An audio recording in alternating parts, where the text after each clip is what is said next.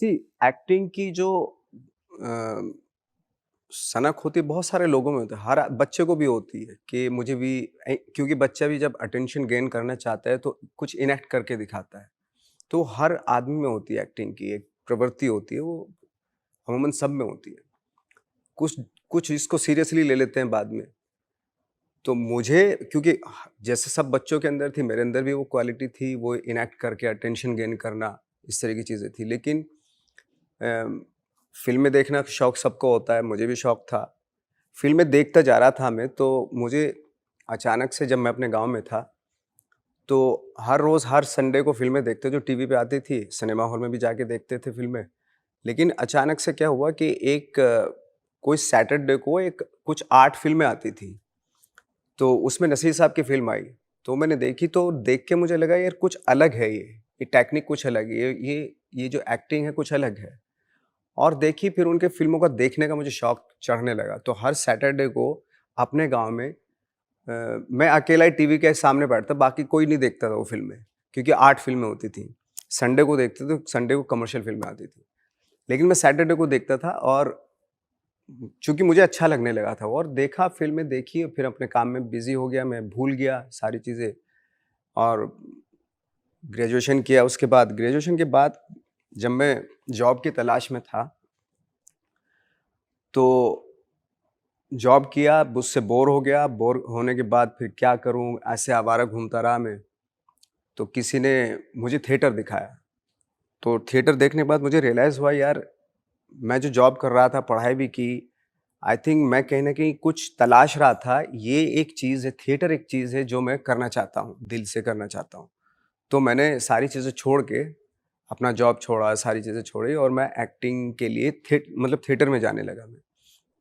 Theatre में भी शुरुआत वैसे ही हुई, मतलब पहले बैक स्टेज किया, बैक स्टेज से फिर एक एक डायलॉग का रोल मिला, फिर 2 डायलॉग मिले, फिर किसी ने मुझे बोला कि मैं ये सारा सिलसिला जो चल रहा था वो बड़ौदा में चल रहा था। तो बड़ौदा में किसी ने मुझे सजेस्ट किया कि आप हिंदी थिएटर करो और नेशनल स्कूल ऑफ ड्रामा चले जाओ। तो फिर मैं नेशनल स्कूल ऑफ ड्रामा आया और मैंने वहाँ पे फॉर्म भरा और दिया मैंने अपना। तो फर्स्ट अटेम्प्ट में कॉम्पिटिशन, बहुत बड़ा कॉम्पिटिशन होता है वहाँ पे। फर्स्ट अटेम्प्ट में मेरा हो गया वहाँ पे और फिर वहाँ से मुझे एक्चुअल जानकारी मिली एक्टिंग के ऊपर कि एक्चुअली एक्टिंग क्या होती है वहाँ पे, क्योंकि विजिटिंग फैकल्टी में वर्ल्ड के जितने भी रिनाउंड थिएटर डायरेक्टर होते हैं, टीचर होते हैं, सब आते हैं पढ़ाने के लिए और उनसे मुझे टेक्निक्स पता चली और मोस्टली मैं कॉमेडी रोल करता था। तो एक रशिया से एक डायरेक्टर आए, वैलेंटाइन तेपलेकोव। तो उन्होंने उनके साथ मैंने सीरियस रोल किया। आई थिंक मैंने इतने सारे प्ले किए, सारे कॉमेडी प्ले किए और एक सीरियस रोल किया और उससे उससे बहुत मुझे हेल्प मिली और पहली बार रियलाइज़ हुआ कि कैरेक्टर किस किस तरीके से किया जाता है। क्योंकि उसने सारे जो उनकी जो टेक्निक थी वो बहुत ही स्टेनिस्लास की बेस्ड थी। एनीवे तो मैंने national school of drama complete किया, 3 साल का होता है वहाँ पे, फिर मैं मुंबई आ गया स्ट्रगल करने के लिए। क्योंकि हिंदी थिएटर कर रहा था उसके बाद तो उसमें पैसा-वैसा तो होता नहीं है। फाइनली मुंबई आया, यहाँ पे कॉन्सेप्ट ही दूसरा था काम देने का। तो जिस भी ऑफ़िस में जाते थे तो खड़े हो जाते थे कि भई पूछता था सामने वाला कि क्या है? मैंने कहा एक्टर हैं, कुछ काम चाहिए। तो बोले देखने से तो लगता नहीं एक्टर है। तो इस तरह की दिक्कतें बहुत आ रही थी और ये सिलसिला मेरे ख़्याल से कोई 8-10 साल तक चलता रहा। क्योंकि दिखने में हम लोग एक्टर जैसे लगते नहीं, अब तो ख़ैर एक्सेप्टेंस हो गई हमारे जैसी पर्सनैलिटी की, बट उस वक़्त पे नहीं थी, क्योंकि जहाँ उस वक़्त पे सब लोग यही सोचते थे कि एक्टर वही होता है जो 6 फुट का होता है, गोरा-चिट्टा होता है, जिसके बल्ले-शल्ले होते हैं। उस बहुत ही हार्डकोर ये एक परसेप्शन था लोगों के दिमाग में। तो इसलिए हम लोगों को छोटे-मोटे रोल मिल जाते थे, बट हमारा भी ऐसा कुछ वो नहीं था कि हमें बहुत बड़ा कोई स्टार बनना है या हीरो बनना है। सर्वाइवल की प्रॉब्लम थी, सर्वाइव करना चाहते छोटे-मोटे रोल के, क्योंकि आते यही था, सिर्फ़ एक्टिंग ही आती थी। तो करते गए 7-8 साल, 10 साल हो गए, फिर छोटे-मोटे रोल मिले, एक एक सीन का रोल मिला, फिर 2 सीन मिले, फिर 3 सीन मिले, ब्लैक फ्राइडे में 3 सीन मिले। फिर उसके बाद एक ऐसा माहौल बन रहा था कि जो डायरेक्टर्स आ रहे थे, वो अपनी मर्ज़ी की फ़िल्में बना रहे थे। तो 2009 से बहुत सारे डायरेक्टर्स आए जिन्होंने अपनी मर्ज़ी की फ़िल्म बनाई, लेकिन बजट बहुत छोटा था। तो वो फ़िल्में बाहर फेस्टिवल में एप्रिशिएट होने लगीं, और जो एप्रिशिएट होती थी वहाँ से जो एप्रिसिएशन मिलता था, तो यहाँ पता चलता था लोगों को, तो यहाँ पे सीरियसली लोग लेने लगे। तो कमर्शियल फ़िल्मों में भी काम मिलने लगा। वो भी वैसे मिला, छोटे-मोटे रोल ही मिले, लेकिन धीरे-धीरे छोटे से फिर बड़ा, उससे बड़ा, और फाइनली 2012 में मेरी 3 फ़िल्में आई, गैंग्स ऑफ वासेपुर, कहानी और तलाश। और उसके बाद तो फिर मतलब पटरी जो है, गाड़ी जो मेरी पटरी पे आ गई थी।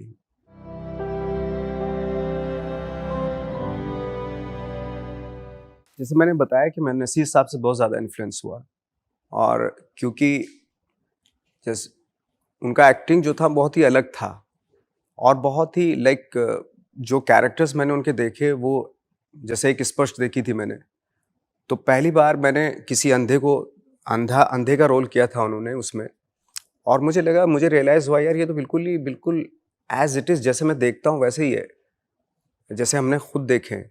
क्योंकि उससे पहले क्या हो रहा था, जब हम फ़िल्मों में अंधों को देख रहे थे, वो बहुत ही ओवर द टॉप मतलब एक्टिंग थी उनकी। अगर अंधा का रोल कर रहे हैं तो ऐसे-ऐसे, अंधा ऐसे देख रहा है अपने घर में, चीज़ों को ऐसे टटोल रहा है।